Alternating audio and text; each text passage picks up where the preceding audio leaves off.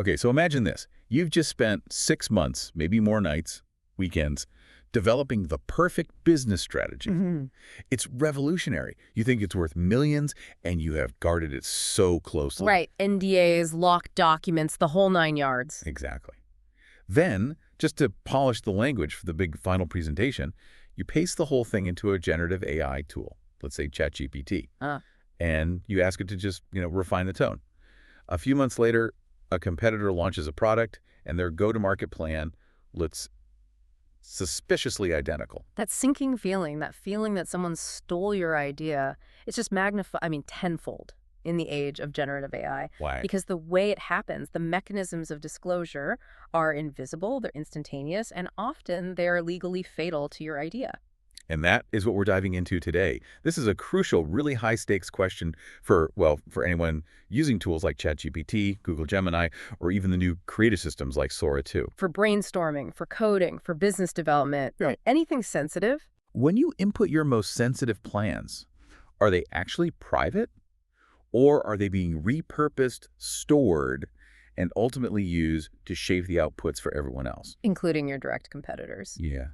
So our mission today is to really unpack the legal, the technical, and the practical risks that come up the very moment that proprietary information enters one of these large language models. We need to dissect why the whole architecture of these tools is, fundamentally at odds with our traditional ideas of confidentiality. What irreversible trade-offs you're making every single time you hit that enter key.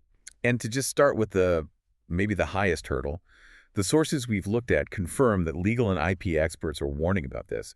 The simple act of entering a proprietary business plan into a third-party AI, that might technically qualify as what the courts call public disclosure. That's the core of it. You could be giving up the single most important legal protection for your idea just to get a polished summary back. And that's the central tension, right? We think of these AI chats as private conversations. Yeah, like writing a document in Google Docs or sending an encrypted email. But if you actually analyze the terms of service and the tech underneath, It's not that at all. it's not. The reality is a subtle but absolutely critical shift. Your interaction is often seen by the provider as just more data for the collective. Okay, let's start at the beginning then. Sure. Why is this confidentiality problem just baked into the technology itself? Well, it comes down to the model's basic structure. Generative AI is built on massive, and I mean massive, data aggregation. So it's a learning machine, not a secure vault. Exactly, not a vault. These tools need enormous, varied data sets. Billions of texts, code snippets, concepts scraped from the entire public internet, and increasingly, User inputs. user inputs. That's how they function and improve. So in essence, the AI is kind of like a perpetually hungry student, and its main job is to consume and integrate all the information it can find. Precisely. The whole training process, it fundamentally prioritizes data consumption over data segregation. For the model to get smarter, it has to train on new examples. So if your idea is novel and useful, The system is literally designed to internalize it. and we have tons of evidence that shows just how aggressive these data gathering practices are. This isn't some hypothetical problem. No, not at all. We've seen multiple really high-profile controversies about how this training data is gathered, which to me highlights a kind of documented indifference to protecting proprietary material. The lawsuits are the evidence. You're absolutely right. I mean, look at OpenAI. They faced multiple copyright lawsuits from groups like the Authors Guild and the New York Times. Right. And they all allege the unauthorized ingestion and use of copyrighted books, articles, proprietary content, just to train their models. So if they're willing to ingest published copyrighted works, works that are explicitly protected by federal law, without asking, why on earth would we assume they treat our private, unpublished inputs any differently? We shouldn't. And their practices mean that your private prompts, your business ideas, they just become part of this massive aggregate data repository. All mixed in with billions of other data points. And AI companies, they generally reserve the right, in their terms of service, to collect and process this data. Legal analyses confirm that user inputs can be stored, analyzed, and used for future training. And this is true whether you're on a free plan or a paid subscription. Often, yes. The distinction isn't always as clear as you'd hope. So the moment that data leaves your hard drive and goes into their system, that's when the risk of, catastrophic legal loss begins. You are, in a very real sense, dedicating your proprietary insights to the public learning machine. So let's pivot from the tech to the specific legal consequence. If an AI ingests my data, what's the legal hammer that drops on my idea? Okay, so we have to talk about trade secrets here. Right. For anyone who doesn't spend their time in corporate law, a trade secret is just immensely valuable information. Think the formula for Coke, or a key algorithm, or your unique business plan. And it gets its legal protection only because you've taken steps to keep it secret.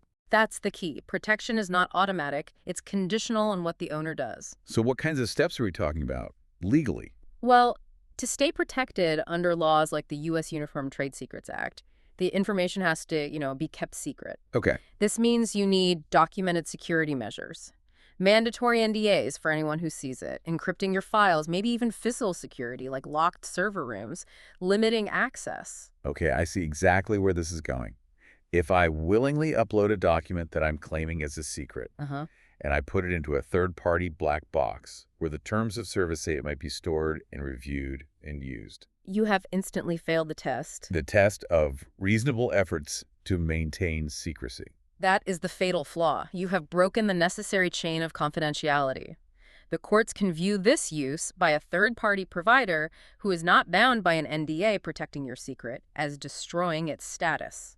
It just becomes legally disclosed. Legally disclosed. But hold on, what about a paid subscription or an enterprise account? Don't those offer better legal protection? That's a great question.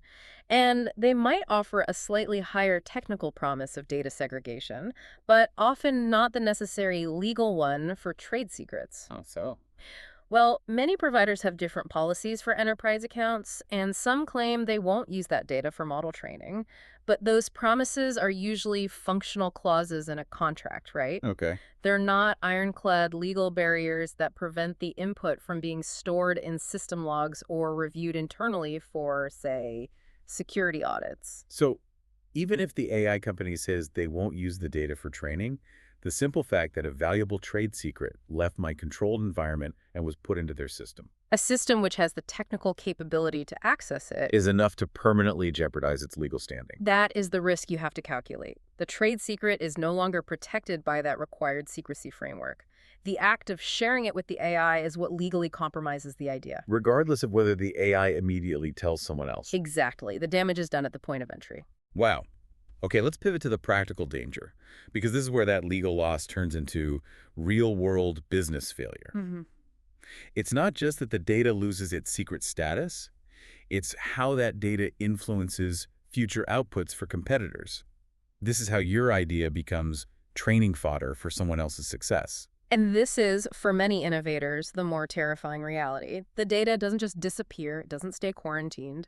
When businesses send proprietary data, those inputs get retained, analyzed, and eventually incorporated into the model's evolving behavior and knowledge base. How does that actually happen, though? We know the model doesn't just, copy and paste whole paragraphs. Right, it's not that crude. It operates on pattern matching and conceptual recognition. Okay, so an analogy. Think of it less like teaching a student to recite a poem and more like teaching a machine to recognize the underlying structure of poetry. Yeah. So if you input a novel proprietary framework for, say, supply chain optimization, the model digests the relationships, the language, the whole conceptual flow of that framework. Okay, let's use a hypothetical.